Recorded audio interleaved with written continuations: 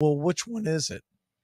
Now, he was typically a leadoff hitter, and he was referred to as cool after striking out Oscar Charleston, and he added Papa to the nickname because he said it sounded better.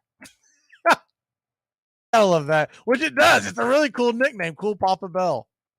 At first, he only made his appearances in the outfield, but by 1924, working on defensive skills, appearing more in the outfield. At first, he only made the occasional outfield appearance, but then he worked on his defensive skills, I should say.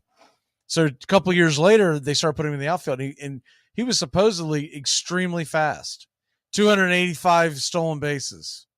But the great line is one of the reasons why I was drawn to him when I first started, following the league was I'm trying to remember. I think it was Satchel Paige that said it about him, but he said that Cool Papa Bell was so fast that he could turn off the light and be in bed before the room went dark. So it's just great little things like that. And obviously it's embellished, but that's what the great thing is about baseball. It's full of great quotes.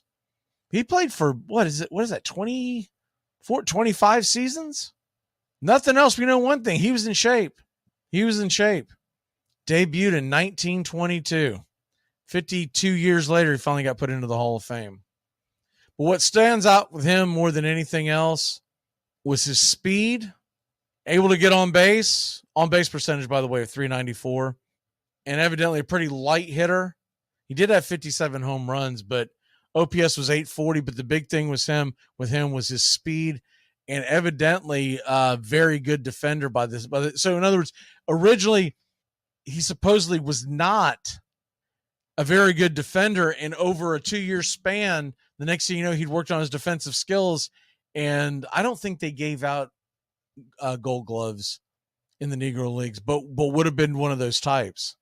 Here's the other thing: 5,341st person to debut in the history of what they call now. See, now they've combined the major leagues, but by 1922, you'd already had 5,341 people playing some form of professional baseball, the major leagues, the Negro Leagues, etc. You can go back to, the Players League, the Federal League, all of them. So the ones that have been accredited for that, you already had 5,341 people that have made that debut. That's 1922. So think about all the people that have played this great game. I guess one of the reasons why I love this game is because I love the numbers. I really did. I just, the numbers, because you can compare them, and no, they didn't play in the same era, but you can look at it and go, man, he did this and he did that at this time, and et cetera, et cetera. So that's Cool Papa Bell for you. And I just felt like he needed to be talked about because I don't think he was talked about enough. And that kind of leads me to my next guy. This guy was looked upon as one of the greats of his era. Let's go ahead and bring him in.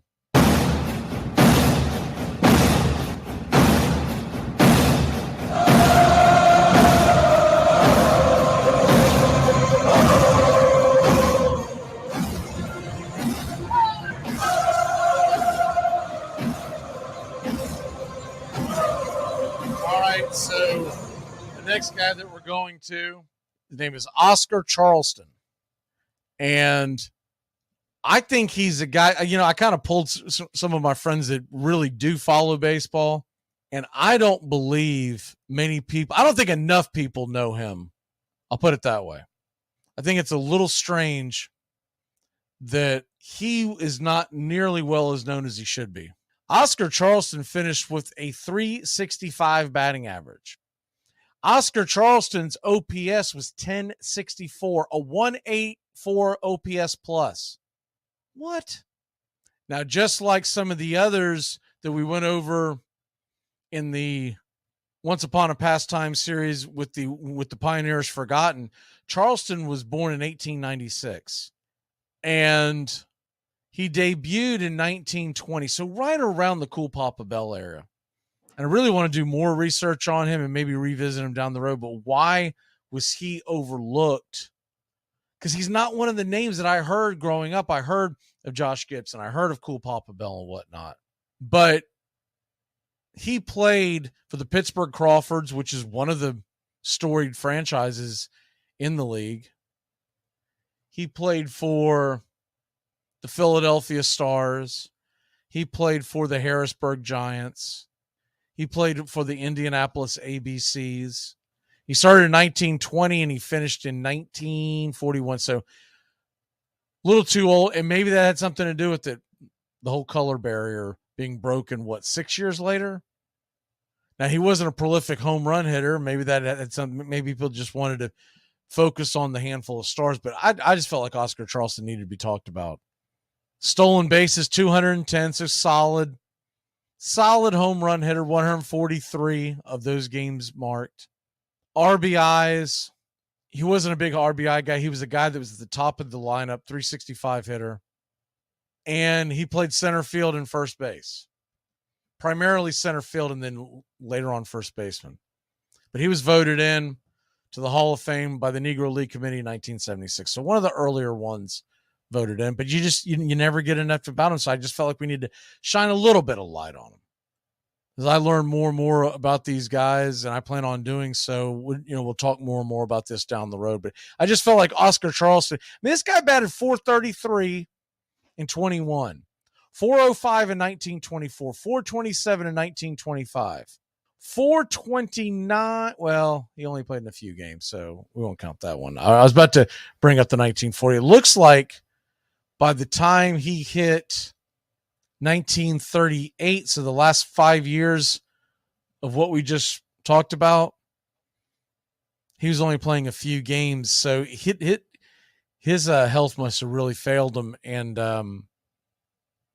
so essentially it says 18, but he really played 13 years. So when you think about that, the numbers are a little more impressive. But that is Oscar Charleston in a nutshell. And he is one of those guys. You know what it kind of reminds me of? It's the same way that Sam Crawford was overlooked. And sometimes it's because of when you were born, the media exposure, and then sometimes you don't know why. But my guess is going to be because he came about in the time period where he was getting overshadowed by guys like Cool Papa Bell, but also Josh Gibson. So that leads us to our last one that we'll do today.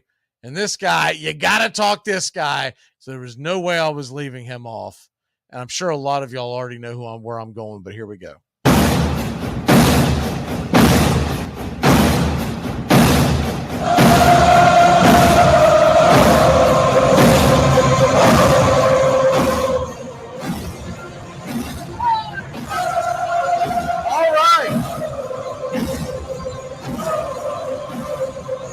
See the screen here on Braves Country HD. You know exactly where I'm going. If you cannot, well, and by the way, we'll do Jackie Robinson, that kind of stuff on a different type of deal. I want to talk about the guys that lived the Negro Leagues for a majority of their career.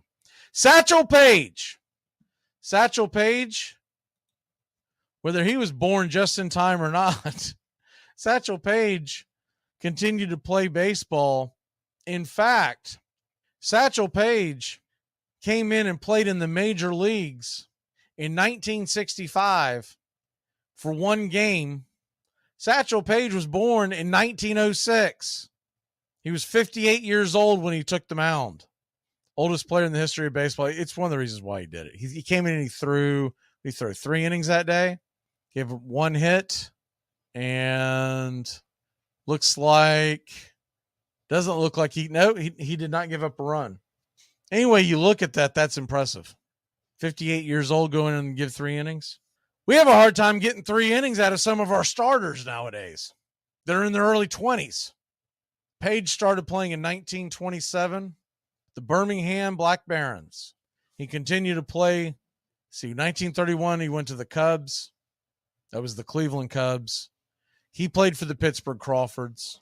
He played with the Kansas City Monarchs. He played with Buck O'Neil. I would have loved to have been a fly on that wall, listen to some of their conversations. Very lively personality. Played for the Kansas City Monarchs all the way to 1947, and then went to play with the Cleveland Indians in 48 after Dobie broke the color barrier. He went and played with the Indians. And so at that age, there he is in his early 40s. What did he do here? In 1948, he appeared in 7 games, had a 2.48 ERA, 72 innings pitched. 7 games and 72 innings pitched. I mean, he was pitching complete games at that age in the majors. 2.48 ERA his first year, 3.04 his second year. This is in the major leagues. And then his third year, 4.79, and his fifth and final full year was 1952. So he played from 48, 49, 51, 52. Did not play in 1950. And during that time span, those 4 years, he was, 25 and 22. So a winning record even in his 40s in the major leagues. What he's credited with is 1,500 strikeouts through 1,751 innings. That seems incredibly low to me because all I've ever heard about him is that he was a strikeout machine. But he wasn't credited for a lot of strikeouts per 9. But it was a different era, and guys were slapsticking and using the cross and just nubbing at the ball. So different era. It just seems low when you look at it, and the fact that he played in the 50s. But if you really think about his entire career, most of it was in the 20s and 30s. I guess it does make sense. He was voted in to the Hall of Fame in 1971 by the committee. And he is looked upon as one of the greatest of all time. And anyone that played with him in that era will tell you he was the best. He had ERAs as low as 194, 154. I mean, some of the others, 206, 2. His career ERA was 273.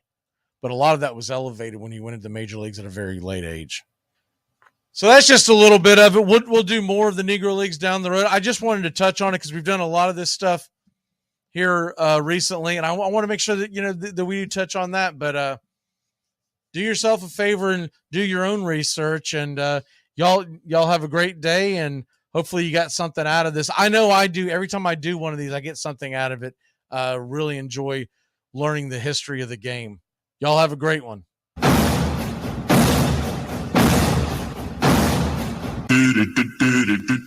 Goodbye, sweetheart, well, it's time to go. We're back tomorrow with another show. Well, unless we're fired, we'll talk to you then. Goodbye, sweetheart, goodbye. Goodbye. Guys and gals, it's time to go. We'll see you on the next show. Same bat time, same bat channel. Thanks for listening to Braves Country with Mac McGee and the Armchair Quarterbacks on 99.1 FM WQEE The Key in Noonan, Georgia, and simulcasting on youtube.com/@Braves Country. Braves Country comes your way weekdays, 3 p.m. Eastern to 5 p.m. Eastern. Please follow, like, and subscribe today. Armchair Quarterback Radio, your first choice for Southern sports. Something of the 5th of September. Something of the 5th of September. She said a lot that I can't remember. Something of the 5th. Can I get another cigarette, please? Can I get another cigarette, please? Yeah, I know I live to regret it. Just give me another cigarette, please.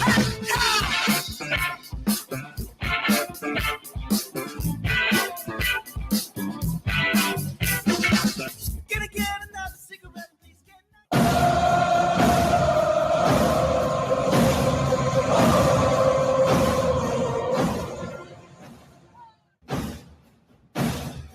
Hey, Braves fans. Mac McGee here with Braves Country Radio.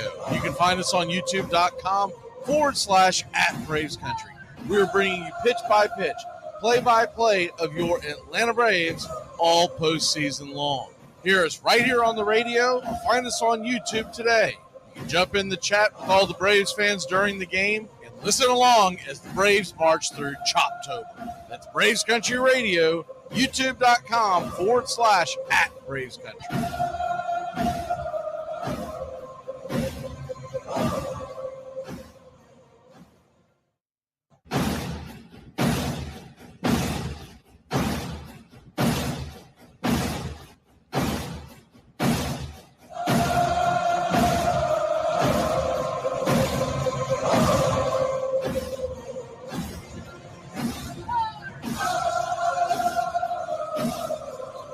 You're in Braves country.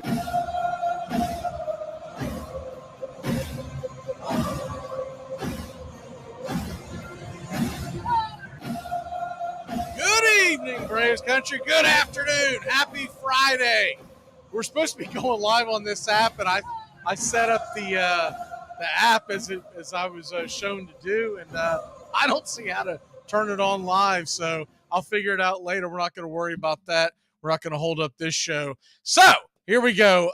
Braves Country today coming your way live, and we will be going live 4 to 5 going forward. More on that down the road, but we are going to be here 4 to 5 doing just Brave stuff. The 3 to 4 hour we'll do once upon a pastime. We'll do some football stuff, et cetera, et cetera. But 4 to 5 we will be and also on the days with the games, and that's going to throw some things off here as we finally get.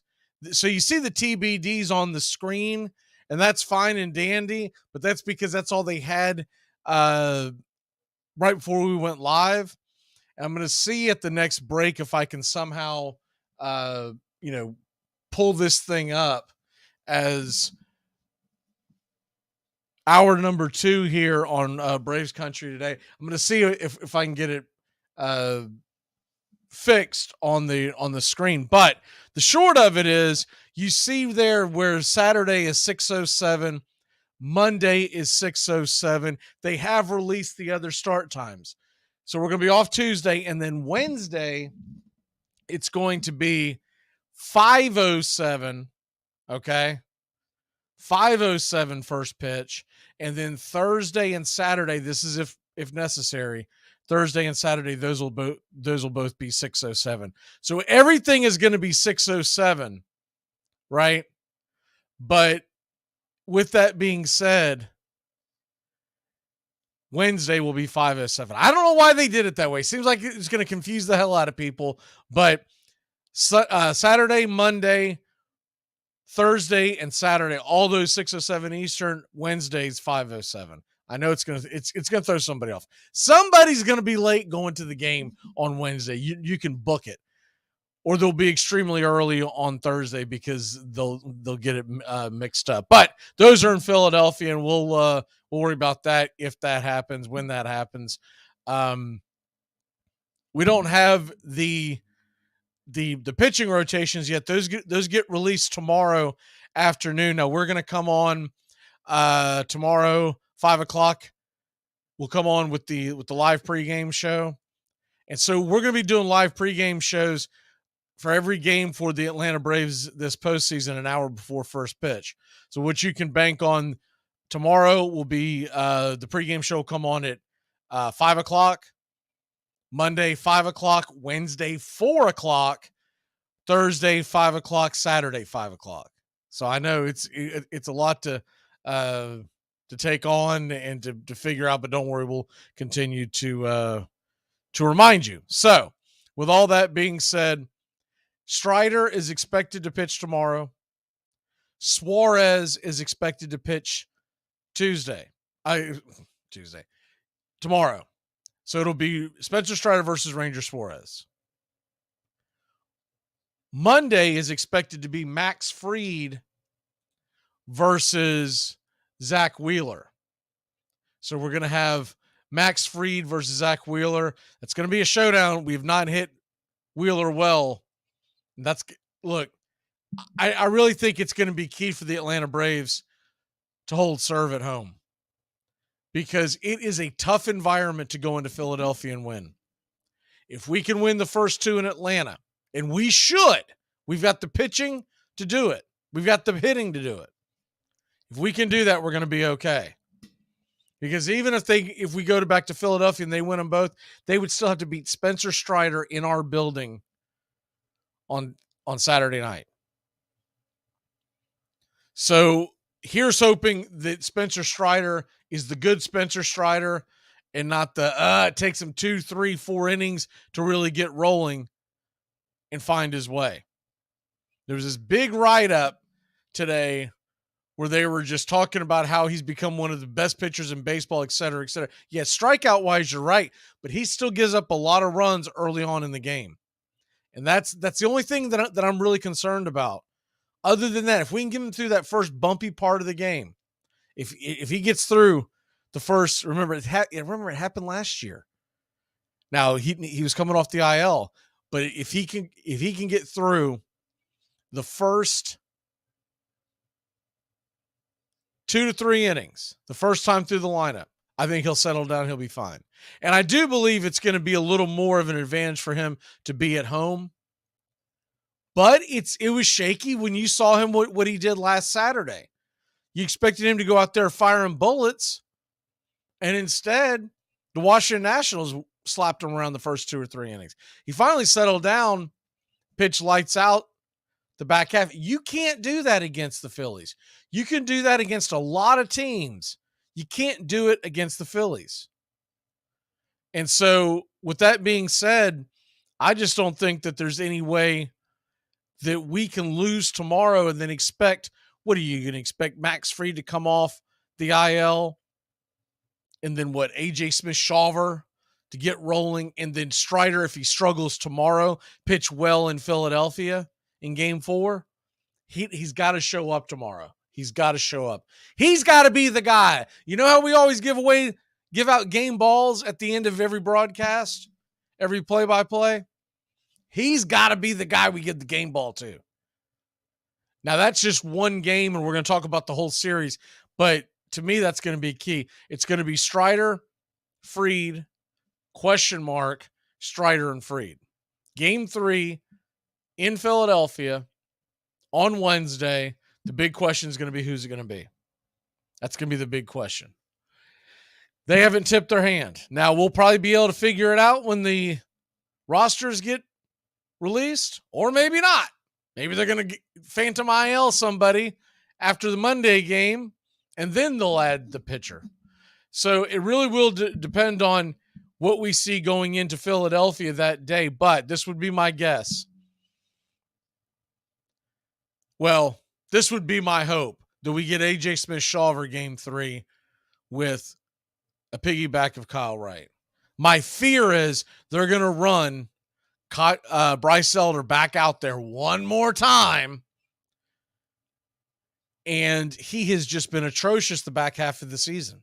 He's been absolutely awful. And against that Philadelphia lineup, you can't be going out there walking 3, 4, 5 guys in the first 3 or 4 innings. You can't do it. They will put the ball in the seats, and adios muchacho. And you don't. And in a 5-game series, you don't have that to play with. If we were in a 7-game series and we're up 2-0 and we go into Philadelphia, and you say, look, we want to see if Elder can do it, but we're going to have a quick hook. I can live with that a little bit. 5-game series, you don't have that. You don't have that luxury. And I believe that you can go in with AJ, have him know, dude, all gas, no brakes. Go out there, give us what you have, because we're going to come get you 3rd or 4th inning. We don't expect you, nor are we planning on having you go deep into the game, even if you're mowing them down, because we don't want that lineup to see you a 3rd time.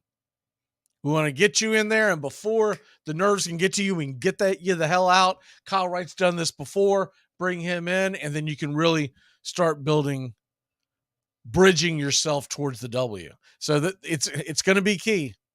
It's going to be key. And I don't know how you sell it to the Braves fans. I don't know how you sell it to the clubhouse that Bryce Elder is the game 3 pitcher. I see a lot of fans that react on social media, and the number one thing that they're saying is, well, he's deserved a chance to pitch game 3. Horse hockey. Someone said it best. I saw on Twitter, someone said it best. It said, spoken like a man who has not watched the second half of the season. And amen to that, because he has been atrocious. His ERA is over 5 since July. You can't send that into Philadelphia with their bats. They're too damn good. They're just too damn good. You got to go in. If you don't believe AJ can do it, that's fine. Give me Jesse Chavez 1 inning. We'll bridge it with Tonkin. But I can't watch Elder go out there and walk guys and try to get them to chase that sinker, and it's missing mightily. And yeah, just right there, we got someone in the chat who doesn't know the Braves. He says that's Bullocks. He deserved it. He deserves no. You don't deserve. You don't deserve a chance. You earn it. He has not earned it. ERA over 5 the last 3 months. 3 months. ERA over 5. And his last outing, he walks 5. Jeez. It's the definition of insanity. The definition of insanity. Trying the same thing over and over again, expecting different results. He doesn't have the put away stuff. That's the problem. And I would rather see, I know people cringe at the bullpen game, but I would rather see a bullpen game and have a guy go out there. Let's say if they say, man, the moment's too big for AJ. We can't do it. We can't do it. He's 20. What, have you lost your mind? Are you insane? We're not sending him out there to Philadelphia. Okay, that's fine. Then send a veteran out there like a Jesse Chavez, and he goes out there once through the lineup, get him out. Kyle Wright once, maybe 1.5 times through the lineup, get him out. You can build that all the way through, because you're going to have Strider pitching on Thursday. And assuming health, assuming everything is great, everything's grand, you can expect Strider to go, because he has done, the one thing Strider's done is, if you don't count the postseason game last year when he was coming straight off the IL, Spencer Strider's dominated the Philadelphia Phillies. He has dominated the Philadelphia Phillies. And it surprises the hell out of me, because I keep waiting for them to make the adjustments, and he blows them away. A lot of it has to do with the fact that they are a strikeout lineup. And so I think, look, we're going to have Ranger Suarez versus Spencer Strider in game 1, and most likely a replay of it in game 4. There's advantage Atlanta. The Wheeler versus Max Fried is a little, because Max Fried's coming off the IL, and I was able to watch some of the video of the live. They're not calling them practices, but they were basically practice games. And he pitched the first 2 innings without the Band-Aid on. Then he went back and pitched the rest of the game with the Band-Aid on. And at first everyone had pause, and they all freaked out, and they said, what the hell is this? Here we go again. And to get clarification, they said that he wanted to see if he could throw without the Band-Aid. And then he went back to the Band-Aid just to basically guard his finger about flaring it back up. So evidently everything is good to go. Evidently everything's good to go. And if you've got a healthy Max Fried, and he threw 76 pitches, if you have a healthy Max Fried, you're going up against Wheeler, it's going to be a low-scoring affair. And the key is going to be able to get into the bullpens. Remember something, too. Game 1 and Game 2 and Game 3, they're all separated by days off, which means the managers can be as aggressive as they want. They can be absolutely aggressive as they want, because they have no way of, or that's all gas, no brakes. There's no reason why they cannot go in there and deploy their entire bullpen to get aggressive, to stay in a game, to save a lead, because you don't have to worry about the next day. And for that matter, when you go from game 3 to game 4, you got another day off. You really don't have to worry about it. What you do want to guard against, the biggest thing that I've seen covering the team last 3 years, and you see it more up close, I guess, if you're doing it pitch by pitch and you see it, you're aware of it as a fan, but it really jumps out at you. You don't want to use your bullpen guys over and over and over again in a series, because you don't want those guys. So we'll say a Bryce Harper, a JT Realmuto, a Bryson Stott, Kyle Schwarber. You don't want them to see a guy like Iglesias or Minter 4 times in a calendar week, because the advantage goes to the hitter. Without a doubt, the advantage goes to the hitter. And so it becomes really difficult when you start looking at it and you're like, all right, we can hang around in here. We might have a chance. Or is Philly going to punt to the next day because they don't want us to see? Look, Philly's got a pretty solid bullpen. And the one thing they have on us that the upper hand in the bullpen, all in all, I like the Braves bullpen much better than the Phillies bullpen. I just think it's just a notch above. But the one thing I will say, they've got 3 southpaws that they could deploy at any time that are pretty solid. Obviously, everybody knows about Alvarado, but Soto and Strom, you can bring those guys in, and you don't have a fear with it. Braves pretty much from the left-handed side of the plate, or the left-handed side of the mound, it's pretty much A.J. Minter. Yeah, you got Brad Hand, but he's not blowing anybody away. You bring Brad Hand in late in the game in a high leverage situation, it's become desperado time. So I'm looking at this and seeing, when you get those first 2 games down and you're like, all right, let's say we can get through game 1 unscathed. Let's say Strider goes out there and pitches 6 innings. Damn near shutout ball, which is going to be a tough task to do against that Philly offense. And let's say we can bridge it to Jimenez and Iglesias by some version of like a Pierce Johnson or Joe Jimenez, whoever they believe that the matchups favor. And then you're going to have that day off on Sunday going into Monday. And you can essentially do the same thing again. And if you get those first 2 W's, you can then get really aggressive in game 3, because at that point, kind of step on their neck. But if we're 1-1 or 0-2 heading into Philly, it's going to be flat out panic time. Either way, any way you have it, I don't believe in Elder being on the bump. And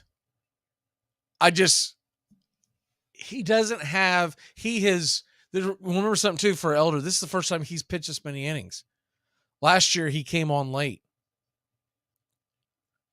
and they shut him down.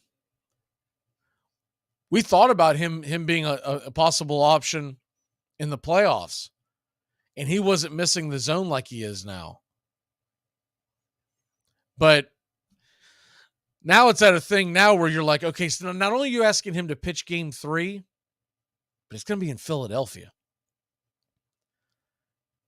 And that place is going to be rocking no matter what the series is. You cannot send someone in there who is not capable of attacking the zone and is going to go out there pitch after pitch after pitch and just nibble and miss.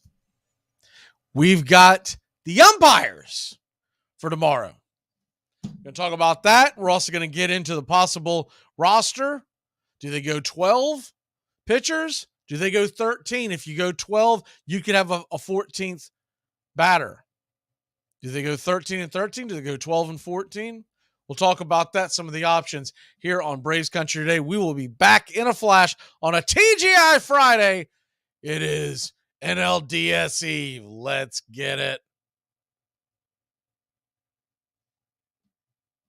You can't drink like me. You can't smoke like me.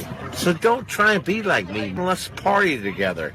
We live in a world now that welcomes and nurtures the screwball in all of us. Hey, it's a new decade, people. Time to get a little nutty. Treat yourself to Screwball Peanut Butter Whiskey, a smooth flavor that combines two of America's favorites, peanut butter and American whiskey. So no more social awkwardness. Time to embrace who you truly are. Get out there and make friends. And be sure it starts with Screwball Peanut Butter Whiskey. It's available nearly everywhere. Learn more at screwballwhiskey.com. Infinium Spirits. Please enjoy responsibly. What's going on here, guys? All right, coach. So basically, it was a holding call.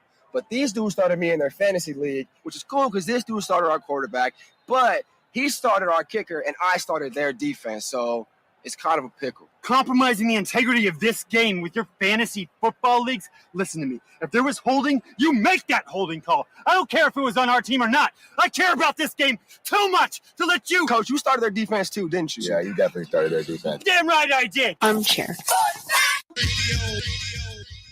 My grandfather was a sour old man, and I liked him. He lived with us. But he was out in the backyard throwing a ball when I was a little kid. He's smoking his pipe, and he said, you like baseball? And I said, yeah. He said, what do you play? I said, I'm a shortstop. And he said, that's what I used to play.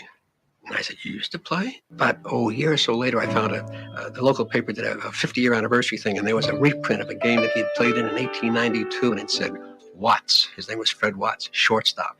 And he had 2 hits. And I thought my grandfather played baseball in 1892. So it's part of existence. It's part of our heritage.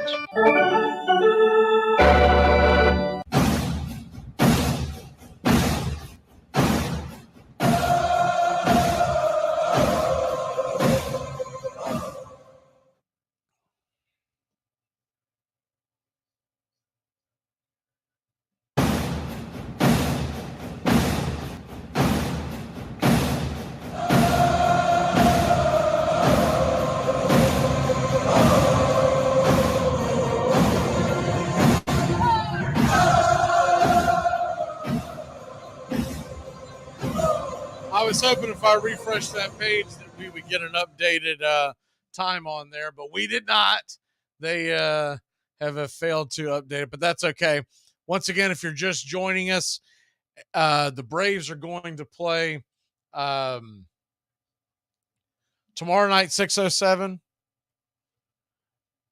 Monday night, 6:07. Wednesday night, 5:07. And Thursday night, 6:07, Saturday night, October 14th, 6:07. So every game 6:07 except for Wednesday, game 3, that starts an hour earlier. We will come on live with the pregame show for that hour and hour before first pitch, and get you ready for Braves, Phillies, and then we'll give you a pitch-by-pitch, play-by-play right here on Braves Country Radio. Find us on YouTube today. Hope y'all are having a good Friday. Brian O'Hara right now is scheduled to be behind home plate.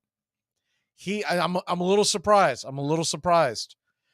Looking at his numbers, I went and did a deep dive, and I thought I'd remembered him being kind of a mid type of umpire, home plate umpire. He's okay. Like, that's the best way I can put it. He is okay. He's not anything great.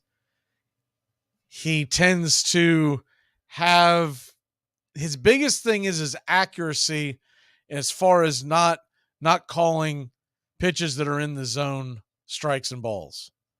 So, by the way, was it Wednesday night's game? Marlins, Phillies, and we'd already complained about Sherwater in game 1, and then game 2. The umpire that we got behind home plate was even worse.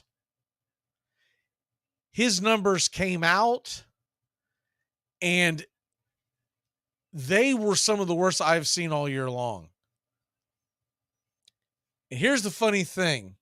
I'm sitting there, I'm steaming. I'm like, man, we're going to end up with some of this crap when we hit the playoffs, when it's our turn to play.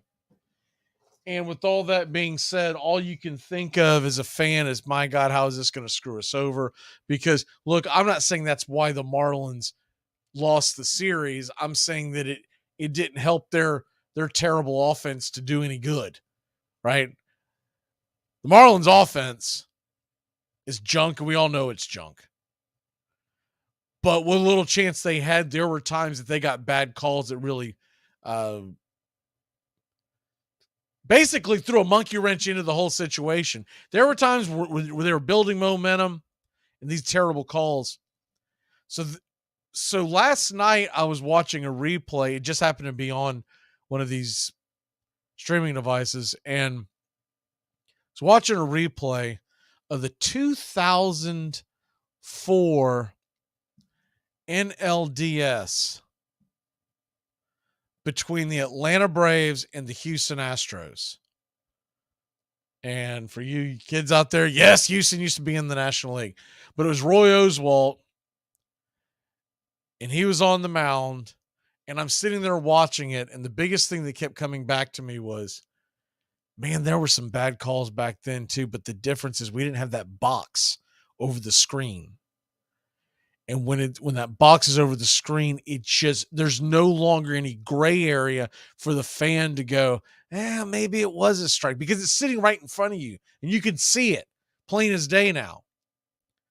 And with that being said, you can't put the toothpaste back in the bottle. So at this point, Major League Baseball has got to go to robo-umps.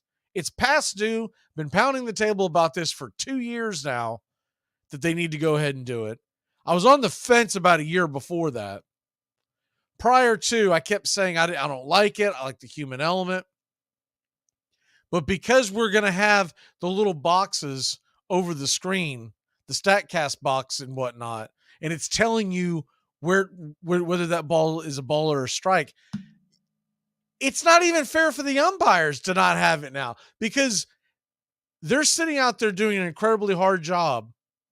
And I know we think that we can sit here and do a better job. You can't. There's no way in hell you can get behind home plate and stand back there for 9 innings and call an accurate game. But these guys are professional, and you expect it out of them. You got to get that robo-ump back there, which basically just means there'll still be a human back there, but they will get some kind of an electronic signal that says, that's in the zone, that's not in the zone. You call it the way you want it, but we're trying to help you out. And if they don't go to that soon, the fans are going to continue to make the umpire's life a living hell. So that's it in a nutshell. When they put that box over the screen, it's been several years now, that changed the game. I mean, there were some calls in that game that I rewatched last night. Roy Oswalt was throwing this curveball that I'm telling you, it was swooping a foot out of the zone.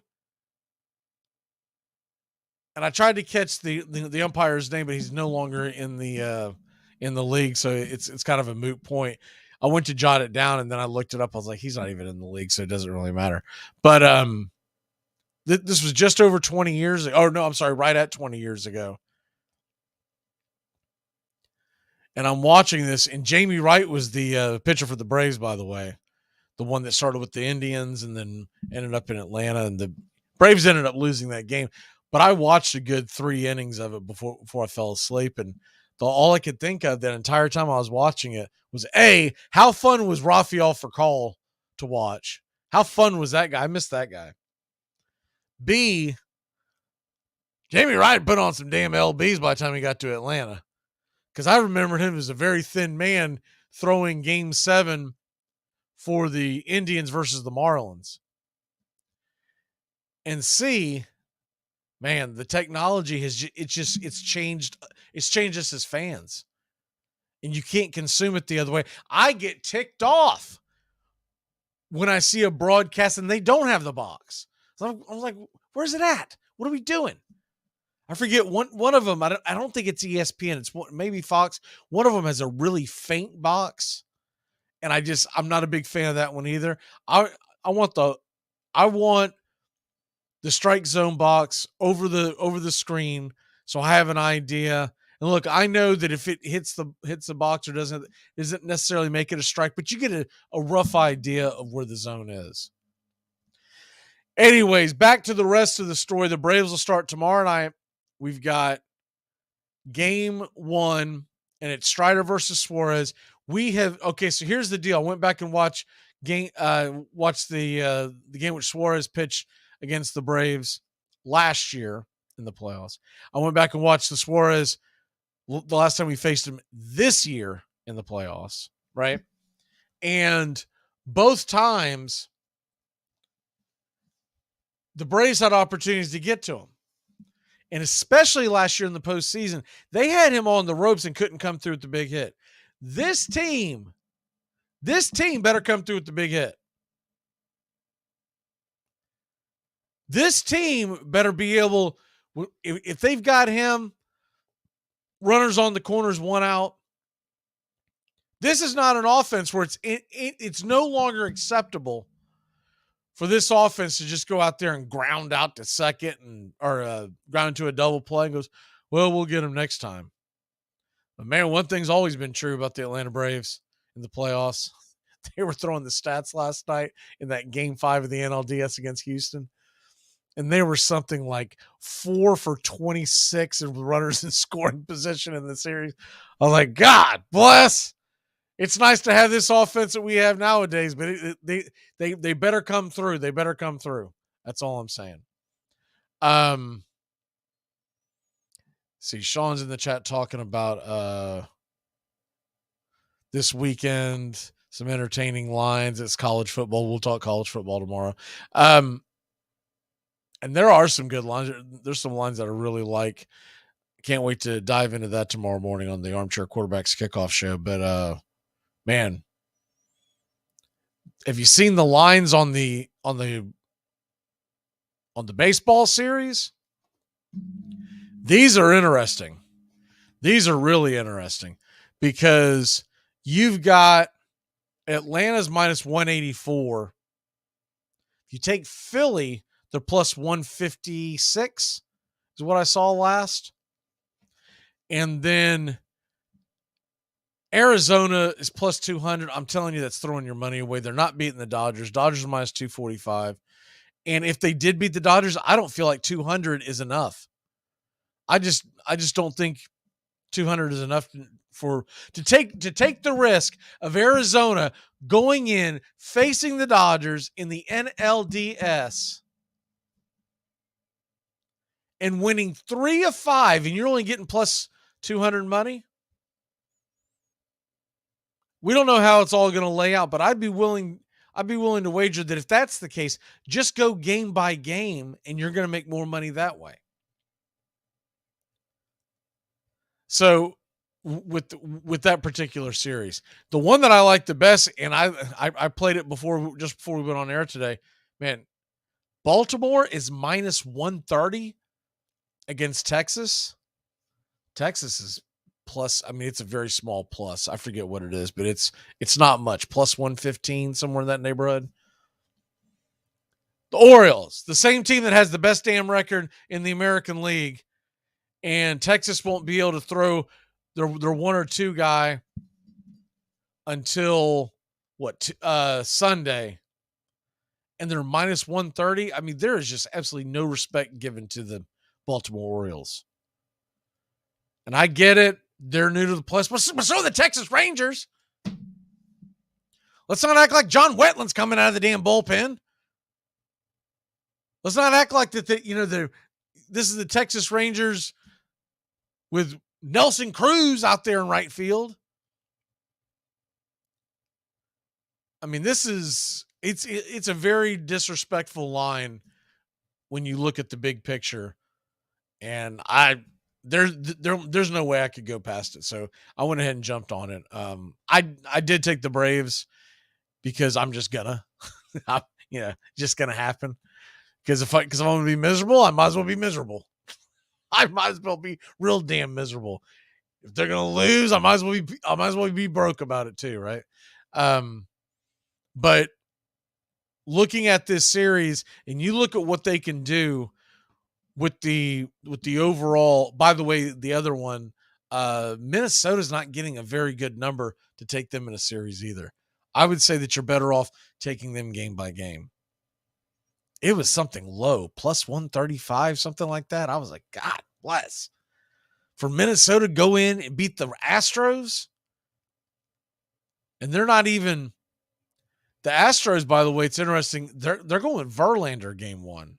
Find that interesting because even though he's been good, I didn't know if that was the route they were going to go. So it'll be interesting to see how that plays out. I'm pulling for Minnesota.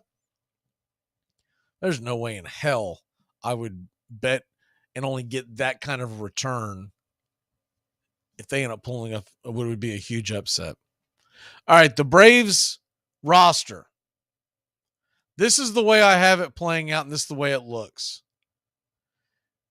So obviously, we know the starting lineup. We know it's going to be Acuna, Ozzie, Riley, Olsen, Ozuna, Arcia, Murphy. Tomorrow it'll probably be Pilar in left field because of the left-hander Suarez. And then, of course, Michael Harris is second. We know that. We know they're going to carry Travis d'Arnaud. We know Eddie Rosario is going to be the left-hander out in left field. We know Nicky Lopez can be put on the roster because even though he's not a great hitter, he gives you opportunity for base running. He can play defense anywhere in the infield, and he really gives you that extra weapon. I believe Forrest Wall is going to be on this team because Forrest Wall is one of the best base runners in all of baseball. You look at the metrics of it. He gets incredible jumps. So there's a reason why Forrest Wall, when he slides into second or third, there's rarely a throw because the catcher's like, God, to hell with it. It's not just his speed. He gets great jumps. And we've talked about this before. If you study Forrest Wall's base running and you see how he gets his jump compared to other base runners, he's got it down to a science. So I do believe he's going to be in there. I don't think they would have had him in there all this time to just all of a sudden don't put him on the roster. As far as the pitchers go, you know it's going to be Strider. You know it's going to be Max. Minter, Iglesias. We know they're going to be on there. And mark them off as I call them so I don't screw anything up here. You know you're going to get Jimenez, Jesse Chavez. I would think Hand. I'm not positive on Hand, but I do believe he will be on there just because you need a second left-hander. And Dylan Lee, it looks like he's gone. So what else are you going to do there? You never know. They could surprise the hell out of you and put someone on the roster that's been under the radar for a while. But I have to feel like the majority of the bullpen we see is what we've seen in the very recent days. Pierce Johnson, Yates, and then that's where it gets sticky. Now, if I'm building it, I'm putting AJ Smith-Shawver and I'm putting Kyle Wright on there. And if you do that and you leave Elder off, because what you're essentially doing is using two pitchers for a start. They could, in that scenario, go with 14 pitchers because they're like, well, but I don't think they're going to do that. I think what they're going to do is they're going to go 13 because they're going to want the ability to run. And then if it gets really bad, let's say we get to game 3, game 4, and we've really had to blow out the bullpen, somebody's getting a phantom IL and they'll bring someone else out of the weeds to eat some innings. But outside of that, I do believe Tonkin's going to be on there. I know a lot of people have questions about Tonkin. I think Tonkin is absolutely going to be on there. I think Tonkin is a guy that, has the he's got the stuff to come in, and we'll say he'll go 2 innings, one in one appearance. He might go 1 or 2, maybe even 3 innings in another appearance, and do it that way. So I think Tonkin's going to be on. The guy that I wonder about, because he did pitch this week, saw him pitch, but you're getting these reports, and there really are half-assed reports from the writers. I really expected more of a detailed writers, because I really would have thought that at some point we would have had someone break it down and write out the whole damn 9 yards of it. Because the video that I saw was, it was meh. It really was. It was side view, highlights, that kind of stuff. What I would have liked to have seen is someone explain what did these guys look like. But Nick Anderson pitching. If Nick Anderson comes in and he can pitch like he was pitching at the beginning of the year, that is going to be a huge, huge advantage. But do you trust Nick Anderson? I don't know. I can't even give you an honest answer about that, because I haven't seen him in so long. What's his velocity at? More importantly, what's the accuracy? Is he hitting the zone? And he made it sound like several weeks ago when he first went to the IL, and they played it out, and they said that he was going to be ready by about, I remember the exact date. They kept saying September 14th. We never saw him. We never saw Nick Anderson, but he pitched this week, and maybe they're holding up, and maybe he's an option. If he didn't look great, I don't see them putting him on there. You know, there's another guy out there that we haven't heard much from that had some success early in the year. It's Ben Heller. That's another guy. And then there's the other obvious option that you could carry Bryce Elder, and that doesn't mean he starts. That means that he comes in and eats some innings if you get into a blowout. And then once you burn him, then you end up putting him on the IL, which means he won't be available for the NLCS. So all that stuff comes into play. All that stuff comes into play. And when you look at the big picture,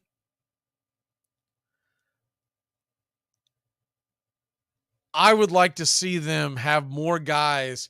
They're going to have good stuff and go out there for 1 inning, a specialist, et cetera, than worry about getting guys that are in the bulk innings. Because if you go in here with a bunch of guys that can eat bulk innings, what you're really saying is you're kind of expecting the pitching to struggle. Philly's got a pretty good bullpen. I mean, when you look at the fact that they've got Strahm, they got Soto, Alvarado, Dominguez, Kimbrel, Hoffman's been pretty good. And then they've got this Orion kid that we saw him pitch the other night. I'm still very interested to see how that kid plays in the postseason, because that kid in the postseason to me is going to be, if they put him in the postseason in a big spot, and realize when they put him in the spot the other night, it's a blowout versus Miami, who has a very weak offense. I don't think they were really that concerned, because if he started giving up hit after hit after hit, they were going to go get him. So do they trust Orion, who can get it up there mid-90s? I saw earlier in the year we actually touched 97, but he's typically 95, 96. Right-hander, but he's a kid. And are you willing to put a kid out there? That would be very interesting in itself. I think if they do use him, I really would be shocked to see them use him in Atlanta. I think their game plan would be use him in Philadelphia, where he's a little more comfortable in front of his own fans. All right, let's take a quick break. When we come back, We're going to wrap this puppy up, and we are going to make predictions along with a lot of other stuff here on Braves Country Radio. Keep it locked in here on WQEE. Get you ready for the weekend, baby. Let's go. Kind of fun and he's kind of fat. The all-American man. My typical favorite shot, honestly, is just old Jack D. Well, Ice Cold Jack D.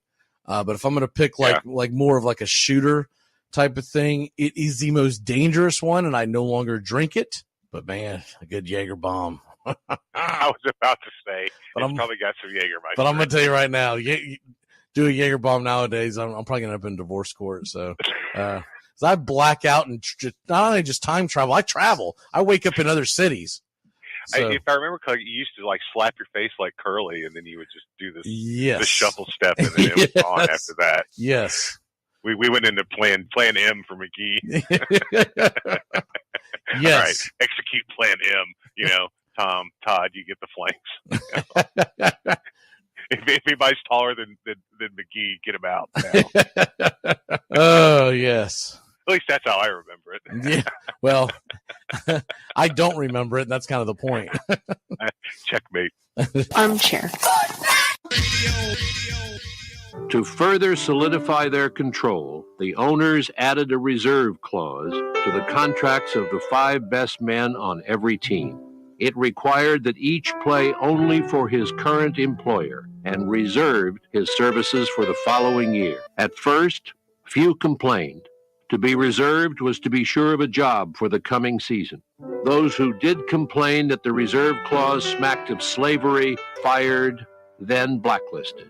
For the first time in the history of the game, players would serve the interests of the owners. For the next 100 years, the professional game would be dominated by those who owned the field and supplied the ball. Please like and subscribe today.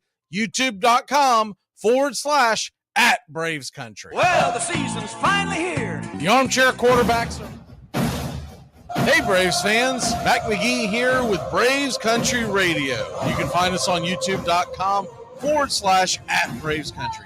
We're bringing you pitch by pitch, play-by-play of your Atlanta Braves all postseason long. Hear us right here on the radio or find us on YouTube today. You can jump in the chat with all the Braves fans during the game and listen along as the Braves march through Choptober. That's Braves Country Radio, YouTube.com/@Braves Country.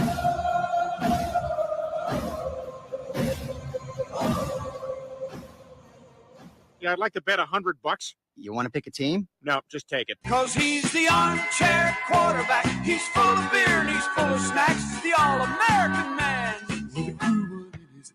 Yeah, the armchair We are back. quarterback. He's kind of fun and he's kind of fat. The all-American man. And, well, look, when you talk about series prices, I told you earlier, I really like the Baltimore price. I really do like the Baltimore Orioles on their series price, -130. I'm going to take Atlanta on the -184. It's not necessarily a great payback, but at the same token, it could be worse. There's no way I would take the Dodgers -245. There's no value in that. If I did that, then I'm probably parlaying it with like Houston, and you can get a +120. I think it's 128, 126, somewhere in that neighborhood. Yeah, I don't know. It's just one of those things where I'd kind of prefer to stay away from it.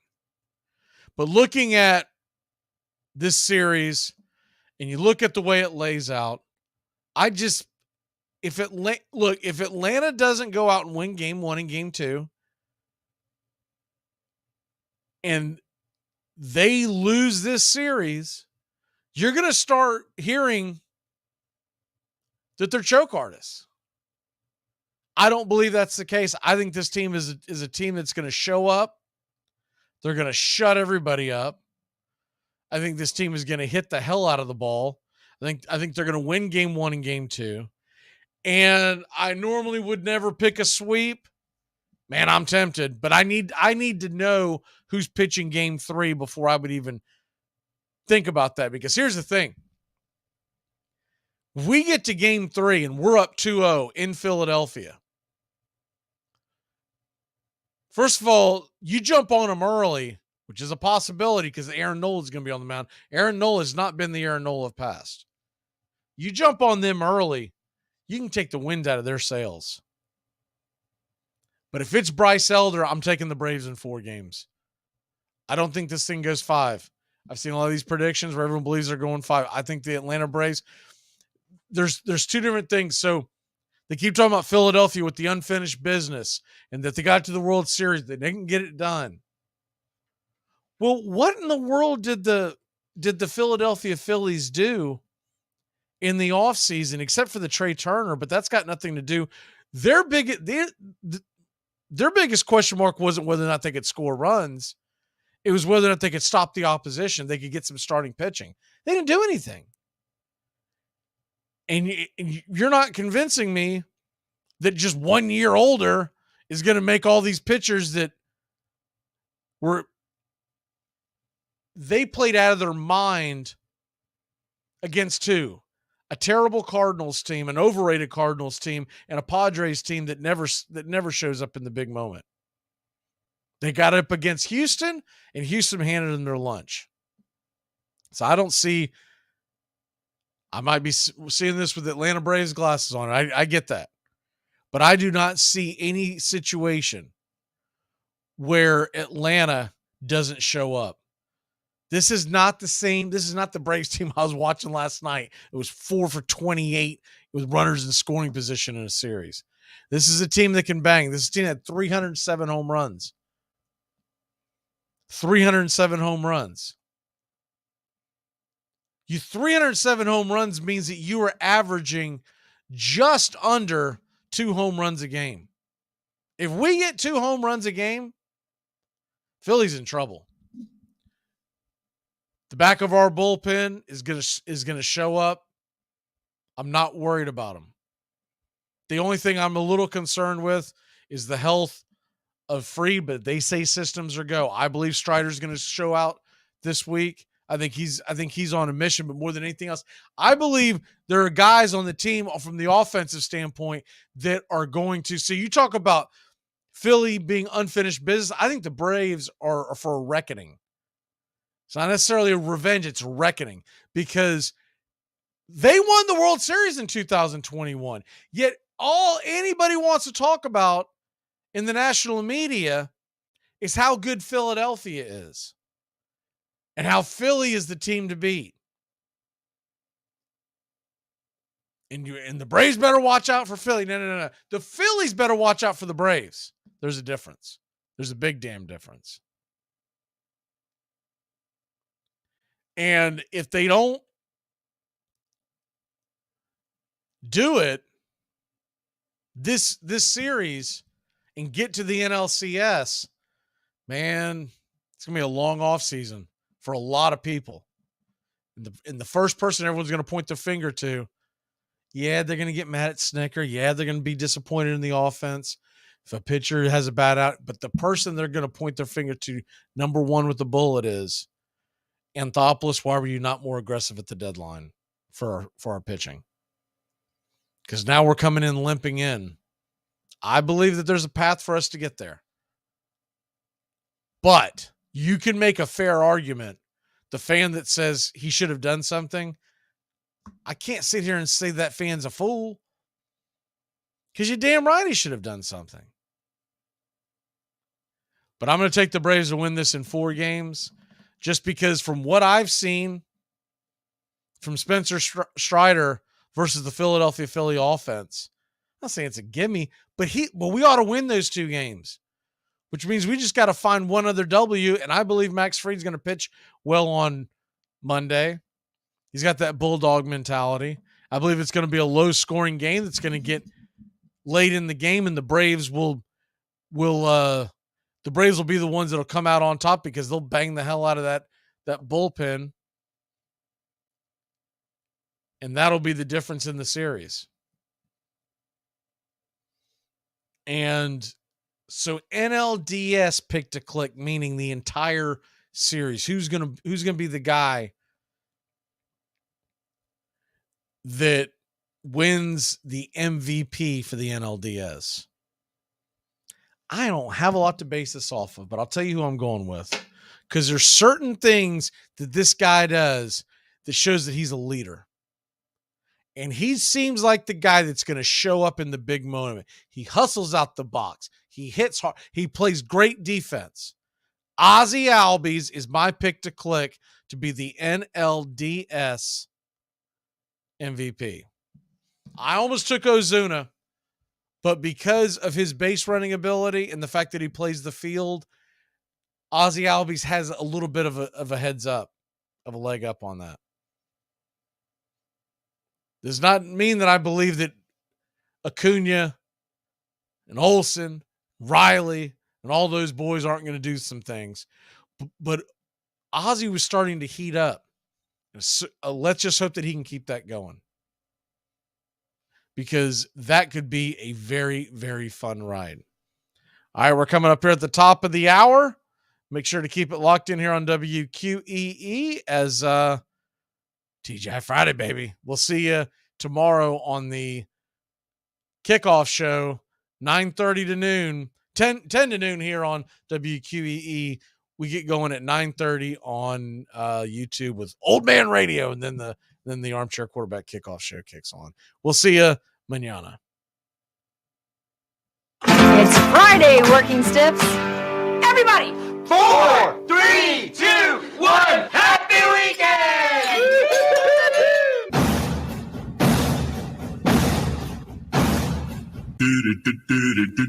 Goodbye, sweetheart, well, it's time to go. We're back tomorrow with another show. Well, unless we're fired, we'll talk to you then. Goodbye, sweetheart, goodbye. Goodbye. Guys and gals, it's time to go. We'll see you on the next show. Same bat time, same bat channel. Thanks for listening to Braves Country with Mac McGee and the Armchair Quarterbacks on 99.1 FM WQEE, The Key in Noonan, Georgia, and simulcasting on youtube.com/@Braves Country. Braves Country comes your way weekdays, 3 p.m. Eastern to 5 p.m. Eastern. Please follow, like, and subscribe today. Armchair Quarterback Radio, your first choice for Southern sports. Something of the 5th of September. Something of the 5th of September. She said a lot that I can't remember. Something of the 5th. Can I get another cigarette, please? Can I get another cigarette, please? Yeah, I know I live to regret it. Just give me another cigarette, please.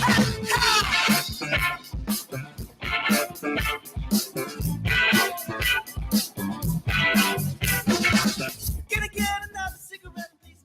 You're listening to WQEE 99.1 FM, The Key in Noonan, Georgia. Armchair. You're listening to the Armchair Quarterback Sports Radio, #1 sports station. Good afternoon, and this is your Armchair Quarterbacks Sports Flash. Here are your lines for the series in Major League Baseball heading into the ALDS and the NLDS, all of them. Game 1 on Saturday, 1 o'clock Eastern, FS1. You've got the Texas Rangers versus the Baltimore Orioles. Orioles minus 145 on the money line. The over-under is 8. At 445 on FS1, Justin Verlander will be on the bump for the Houston Astros. Astros minus 155, the over-under 8. Phillies and Braves, the big one. TBS, 6 Eastern, and right here on Braves Country Radio. You can catch pitch by pitch, play by play, Braves Country Radio. Find us today, youtube.com/@Braves Country. Atlanta minus 205 on the money line, the over under 8.5. We won't know the starters for sure until tomorrow, but expect Spencer Strider game 1, Max Fried in game 2. And at 9:20 Eastern on TBS, the final game of the evening. The Dodgers are at home against the Diamondbacks. Clayton Kershaw will go to the mound for LA. They are minus 205 on the money line. The over-under is 8. Real quick on the college football scoreboard as we look forward to a fun day on Saturday. Make sure to catch the Armchair Quarterback Kickoff Show 9:30 Eastern, right here on Braves Country Radio. It all gets going noon Eastern, the Red River Rivalry. Number 3, Texas hosts number 12, Oklahoma. Longhorns, -5.5, the over-under 61. Maryland is at number 4, Ohio State. Buckeyes, 19.5-point favorites, over-under 57. LSU, number 23 in the land. They are a 5.5-point favorite at undefeated Missouri. That game can be seen on ESPN at noon Eastern. The over-under, 64.5. Number 5, Florida State Seminoles. 3:30 Eastern, ABC. They'll host the Virginia Tech Hokies. The Noles, 22.5-point favorites, over-under 53. The SEC on CBS sees number 11 Alabama, a 2-point favorite at Texas A&M.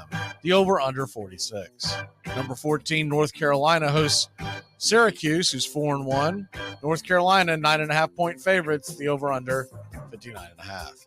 And the number 1 Georgia Bulldogs hunker down in between the hedges. They'll face the number 20 Wildcats of Kentucky. Kentucky coming off a big W against the Florida Gators.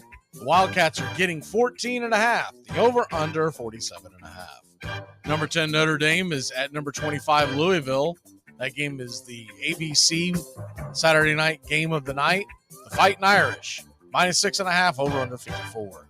Number 2 Michigan on Peacock Saturday night. They're giving up 18.5 on the road at Minnesota. Number 16 Ole Miss, 11.5-point favorites at home against the Arkansas Razorbacks. The number is 62.5.